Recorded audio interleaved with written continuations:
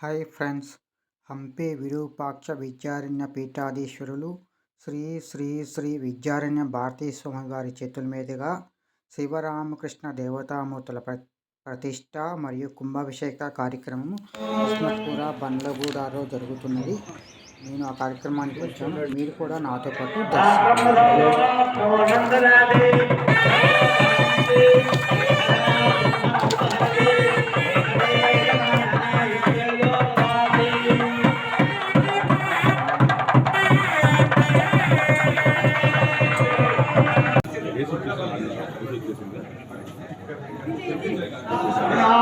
देव बृहस्पतिः त्वं इन्द्रस्वामिश्वराशङ्घ